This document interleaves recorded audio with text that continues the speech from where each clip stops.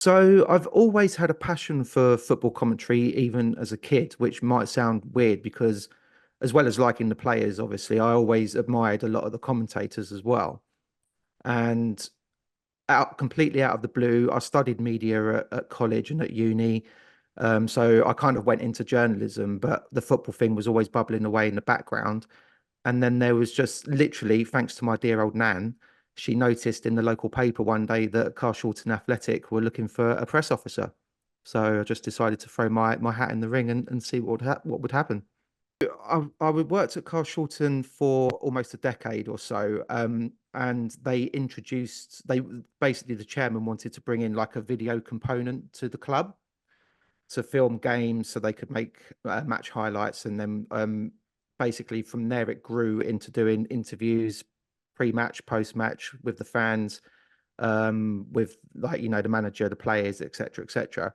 And so basically I sort of said to him, look, I really, really want to give commentary a go.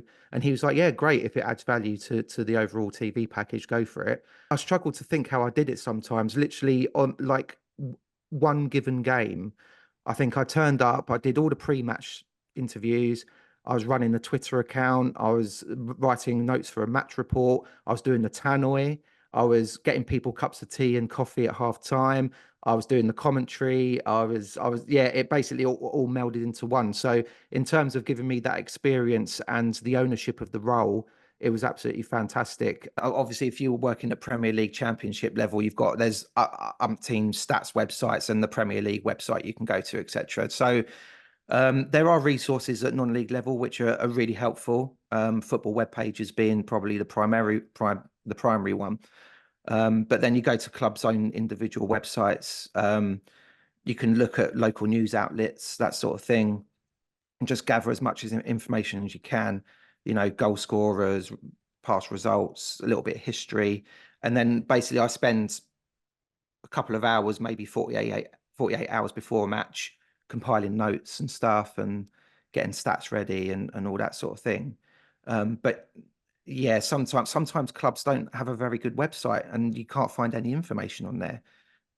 So if that's maybe one thing I would flag up is to say, get yourself a decent working website that's got kind of all the information on there, because it helps everyone at the end of the day, including probably your own in-house historian. I think the key word for non-league football is community.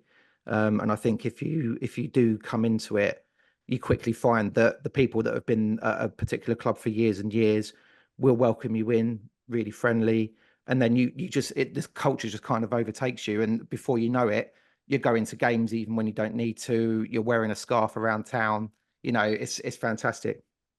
People kind of stop you when you're walking around the ground and say, oh, I really enjoyed that commentary you did last week, or where did you come up with that line for that goal, and stuff like that. It makes me feel really good, but I'm really happy that, Merstham TV in this particular instance is providing a service for them that they really enjoy. I also remember when I was at Kingstonian, there was a lot of fans that kind of lived quite far away, and they said that KTV, as we called it, really like helped them keep that connection with the club, because they could watch the highlights and see exactly what happened, rather than kind of just because when you read match reports, like, you can kind of think about what's being described, but you don't get the real, sometimes, oh, it was a long ball, but it wasn't. It was kind of a measured pass or whatever. I'm quite down on detail like that, but yeah, it's really nice. And sometimes as well, I've had people stop me in like the strangest places and be like, "You're that commentator." The best one, if you want to hear one story, was I was on my way to meet some friends up in London. So I got a train from home up into London Bridge, and I was just milling around the concourse because I was a little bit early. And I just felt this hand on my shoulder like that, and I was like, "Oop, what the hell?" And I turned around, and this guy was like, you're James from Robin's TV, aren't you?" And I went, "Yeah." And he went, "Oh, you're a legend, mate. I watch all your videos, blah, blah, and all that." And I was like, took a sigh of relief. I was like, oh.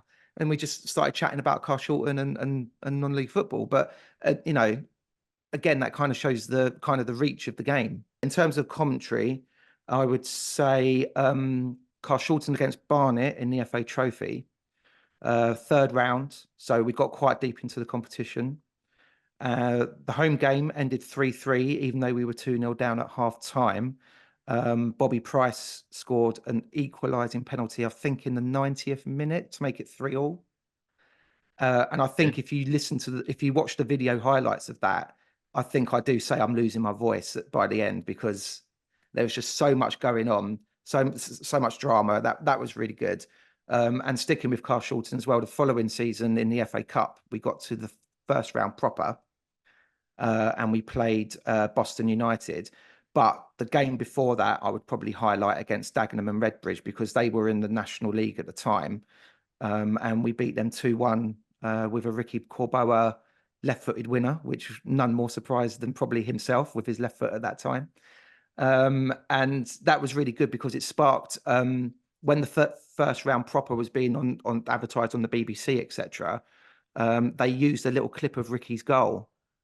So it meant my voice was on the BBC. So I was like, yes, I've made it. I always tend to get on quite well with the players at whichever club I'm at. Don't think too many people would be very annoyed by anything that I've maybe done. But yeah, they do seem to like it. I think Merstham, which season?